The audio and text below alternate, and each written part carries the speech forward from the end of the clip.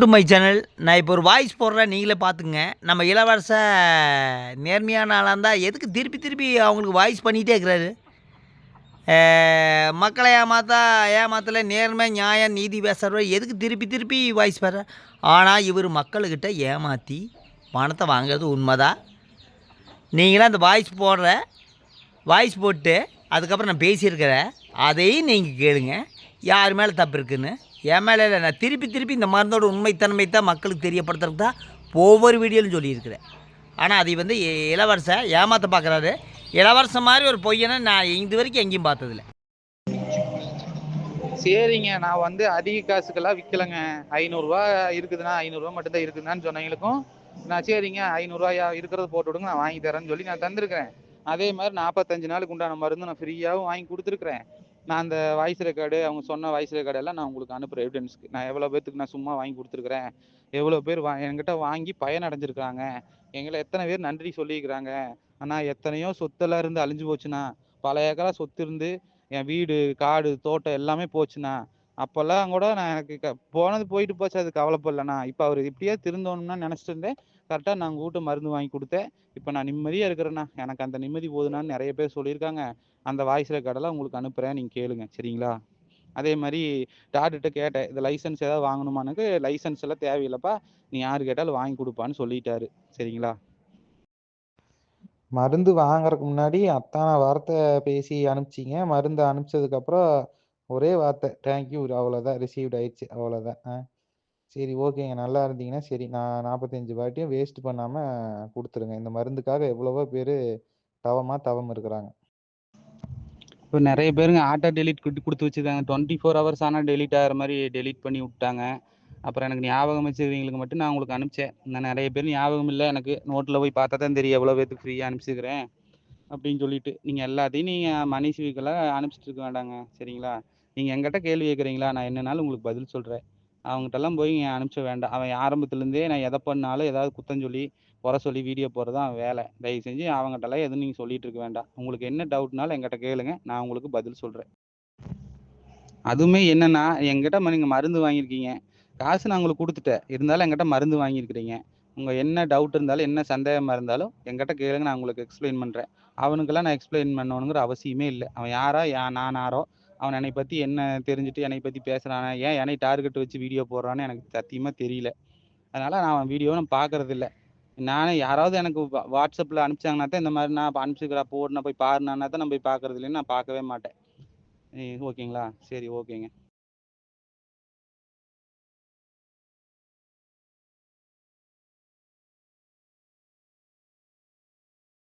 Welcome to my channel. இப்போ நம்ம யாரை பற்றி பேச போகிறோம்னா, நம்ம இளவரசனோட பித்தலாட்டத்தை பற்றி தான். என்ன சொல்லிக்கிறாங்கன்னா, அதாவது இளவரசனை பற்றி நான் பேசிகிட்டே இருக்கிறேனாமா, அதனால் அவரை மட்டும் டார்கெட் பண்ணுறாராமா. எவ்வளோ ஒரு பித்தலாட்டம்னு தான் பார்த்துக்குங்க. ஆனால் இவரோட ஆடியோ நான் மறுபடியும் திருப்பி போடுறேங்க. எதுக்கு இவ்வளோ கதறாரு, இவ்வளோ பயப்படுறாரு? இவர் தான் ஏமாத்தலையே, யாருமே ஏமாத்தலையே, அப்புறம் எதுக்கு பயப்படுறாரு கதறாரு? இந்த மருந்து 1000 ரூபா தான் விலை. டாக்டர் லைசன்ஸு யார் வேணும் விற்றுக்கலாம், லைசன்ஸு எல்லாம் எடுக்க வேண்டாம் அப்படின்னு சொன்னாராம்மா. ஒன்றும் பிரச்சனை இல்லை. அது சொல்ல வேண்டிய இடத்துல இளவரசன் சொன்ன பரவாயில்ல. இதே பதில் அங்கேயும் சொல்ல வேண்டியது வரும். லைசன்ஸ் இல்லாமல் விற்கலாம், மருந்து விற்கலாம். ஆனால் இந்த மருந்து எந்த சைடு எஃபெக்ட், இது இளவரசன் கடவுள். ஏன்னா எந்த ஒரு சைடு எஃபெக்ட்டுக்கு வராதாம்மா. அப்புறம் எனக்கெல்லாம் எனக்கு நீங்கள் பதிலே கொடுக்க வேண்டாம் இளவரசா, எனக்கு நீங்கள் பதிலே கொடுக்க வேண்டாம். ஆனால் பதில் கொடுக்க வேண்டிய இடத்துல கொடுக்கணும். இந்த இளவரசனுக்கு உண்மையான நேர்மையான ஆளாக இருந்தால் என்ன பண்ணியிருக்கணும்? இவங்க மனைவி அந்த வீடியோயை டெலீட் பண்ணார், அதுக்கு பதில் சொல்லுங்கள். டாக்டர் நம்பர் ஏன் போடல, அதுக்கு பதில் சொல்லுங்கள். இந்த மருந்து 1000 ரூபா தான், அதுக்கு பதில் சொல்லுங்கள். இப்போ ஒரு மெடிக்கல் ஷாப்லாம் இருந்தாலும் சரி, நீங்கள் ஆன்லைனில் இருந்தாலும் ஒரு மருந்து வாங்கினீங்கன்னா கீழே விலைப்பட்டியல்னு ஒன்று இருக்குங்க. அந்த விலைப்பட்டியலை ஸ்கெட்சில் அடித்து மோசடி பண்ணி மருந்து விற்றுருக்குது. இல்லையா காட்ட சொல்லுங்கள். அந்த ஃபோட்டோ நான் போடுறேன், அந்த ஃபோட்டோ போடுறேங்க, நீங்களே பார்த்துங்க. எந்த ஒரு கடையாக இருந்தாலும் விலைப்பட்டியல் போடுவாங்க. அந்த ஃபோட்டோவில் பார்த்துங்க, ஸ்கெட்சில் அடித்து மருந்து சேல்ஸ் பண்ணியிருக்கிறாங்க. எல்லா ஆளுகளுக்கும் இது தான் பண்ணியிருக்கிறாங்க. இவர் உண்மையான ஆள் அந்த 8 மாதம் பேங்க் ஸ்டேட்மெண்ட் வெளியிட சொல்லுங்க பார்க்கலாம். எந்த இடத்துலையுமே அவர் பேங்க் ஸ்டேட்மெண்ட் வெளியிட மாட்டார். எனக்கு இலவசம் மேலே பொறாமையெல்லாம் கிடையாதுங்க. ஆனால் மக்கள்கிட்ட ஏமாத்துறது உண்மை தான். 1000 மருந்தை எத்தனையோ சொல்லி விற்றுருக்குறாங்க. இப்போ வந்து 500 லாபத்தில் 600 லாபத்தை கதை அடிக்கிறாரு. திருப்பி கொடுத்துட்டாங்களாம்மா. அதாவது நான் இப்போயும் சொல்கிறேங்க, ஒரு 1000 மோசடி பண்ணி திருப்பி அந்த ஆள் 1000 கொண்டாந்து கொடுத்தாலுமே அது மோசடி பண்ணது மோசடி தான்.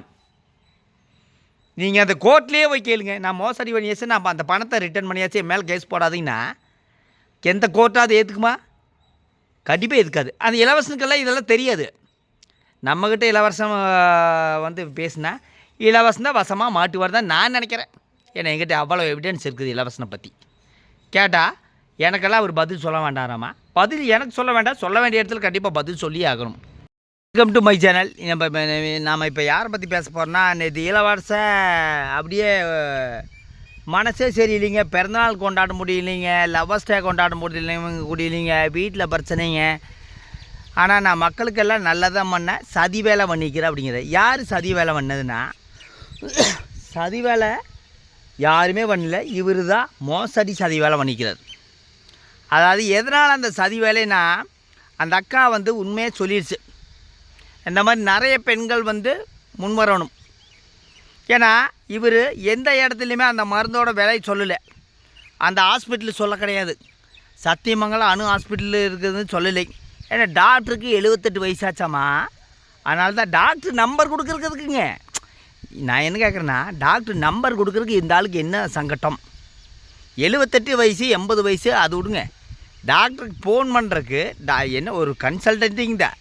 இப்போ ஒரு வந்து ஒரு நோயாளினா அப்போ நாம் வந்து அவர்கிட்ட கேட்டு அந்த மருந்து எப்படி சாப்பிடல எது சாப்பிடல அப்படின்னு. இந்த ஆள் டாக்டரா, இந்த ஆளுக்கு லைசன்ஸ் இருக்குதா, இந்த ஆள் ஜிஎஸ்டி கட்டிக்கிறாங்களா?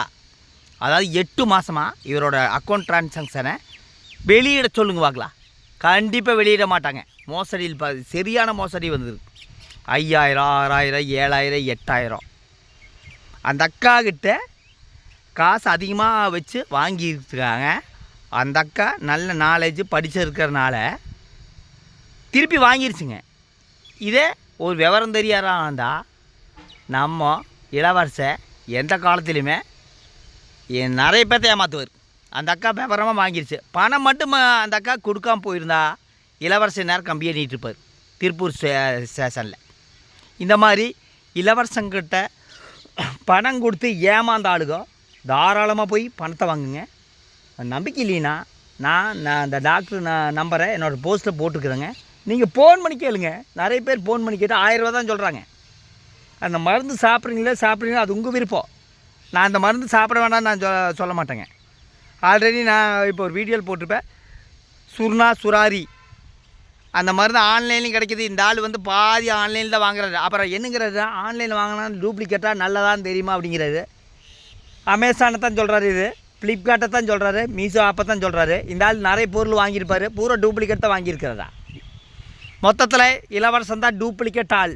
இளவரச சரியான மோசடி பண்ணிக்கிறார் மக்கள்கிட்ட. எந்த உண்மையும் சொல்லல. வாட்ஸ்அப் வாங்கன்ட்டு விலையை கேட்டால் எந்த இடத்துலையும் விலையை சொல்லாதவர். அப்புறம் கேட்டால் மனசே சரியில்லை. நிறைய பேர் வந்து போல்டாக, ஒரே இதில் போல்டாக இருக்கும். போல்டாக இருக்கும், ஒன்றும் பயப்பட வேண்டியதில்லை. இலவசம் பயப்பட வேண்டியதில்லை. ஆனால் கடைசியில் பயப்பட்டு தான் ஆகணும். மோசடியெல்லாம் கண்டுபிடிக்கும் போது பயப்பட்டு தான் ஆகணும். அதாவது ஒரு மெடிக்கல் ஷாப்பாக இருந்தால் என்ன பண்ணுவாங்கன்னா, அந்த மருந்து வாங்குகிற இடத்துல ஜிஎஸ்டி போக கழிச்சது போக தான் மருந்து வாங்குவாங்க. ஆனால் இருந்தாலும் ஒரு சீட்டு இல்லை, ஒரு ஜிஎஸ்டி இல்லை. ஜிஎஸ்டின்னு என்னதே தெரியாது, அது வேறு விஷயம்னு வச்சுக்கோங்க. மக்கள்கிட்ட ஏமாத்துறதுக்கு எப்படியெல்லாம் வித்தைன்னா கணவன் மனைவி உட்காந்து ஆலோசனை பண்ணியிருப்பாங்க. அதாவது அவங்க மனைவி பொய்காரி காயத்ரி அம்மையார், அதாவது 1000 ரூபாய்க்கு இந்த மருந்து கிடைக்கிதுங்க. பஸ்ஸுலேருந்து வீடியோ போட்டாங்க. எங்கள் மாமா குடிச்சிட்டு சுற்றிட்டு இருக்கிறாருங்க, 1000 ரூபாய்க்கு மருந்து கிடைக்கிதுங்க, நீங்களும் போய் வாங்கிக்கன்னு சொல்லிவிட்டு அந்த வீடியோ டெலீட் பண்ணியாச்சு. எதனால் அந்த டெலீட் பண்ணாங்க, எதனால் அதுக்கு காரணம் சொல்ல பார்க்கலாம். சொல்ல மாட்டார். அவங்க சப்ஸ்கிரைபர் கண்ணை மூடிட்டு இருக்கிறாங்க. போய் கேளுங்க எதனால் அந்த வீடியோ டெலீட் பண்ணாங்கன்னா போய் கேளுங்க. உங்களுக்கு திராணி ஒரு ஆம்பளையாக இருந்தால் இதை போய் கேளுங்க.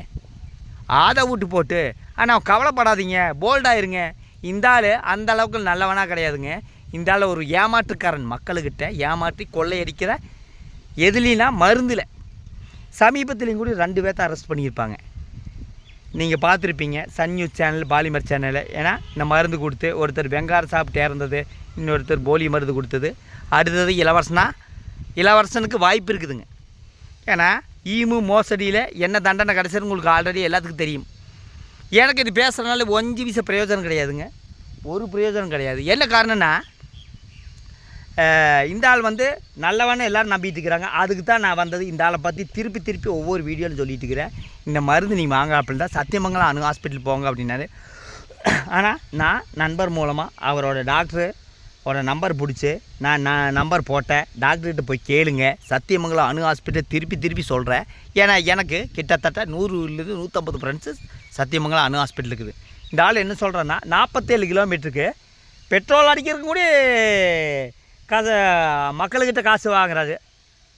என்ன தேவை இந்த ஆளுக்கு? மக்களை காப்பாற்றணும் எந்த எண்ணம் கிடையாதுங்க. இதை வச்சு வருமானம் பார்க்கணும். யூடியூப்பில் 40,000 வருமானம் பார்க்கணுன்னா முக்கி 1000 வீடியோ, ஒரு 200 வீடியோ, 100 வீடியோ 3 சேனலும் போடணும். இது 2 நாளில் சம்பாதிச்சிடலாம். இதுதான் இவர் மக்கள்கிட்டே ஏமாத்தின மோசடிகள். இவருக்கு உண்மையான ஆம்பளையாக இருந்தால் 8 மாதம் டிரான்சாக்ஷன் ஐடி எப்போ போடுவார்னு சொல்லுங்கள். 1 தான் போட சொல்லுங்க பார்க்கலாம். எந்த காலத்துலேயும் போட மாட்டார். ஏன்னா நான் மக்களை ஏமாத்தலையாமா, நல்லதான் பண்ண அப்படிங்கிறது. அப்புறம் கடைசியில் என்னங்கிறார், ஒண்டி முனிப்பன் கோயில் ஆண்டவன் தண்டனை கொடுத்துட்டு. கண்டிப்பாக தண்டனை இருக்குது. ஆண்டவன் கொடுக்க மாட்டார், சட்டத்தில் கிடைக்கும். ஆண்டவர் ரூபத்தில் சட்டத்தில் வந்து கண்டிப்பாக தண்டனை கிடைக்கும். அதாவது அந்த அக்கா தெளிவாக சொல்லுதுங்க. அதாவது அந்த அம்மா எடுத்தோன்னா 5000 ரூபா கேட்குது, மறுபடியும் திருப்பி 1000 ரூபா கேட்டீங்க.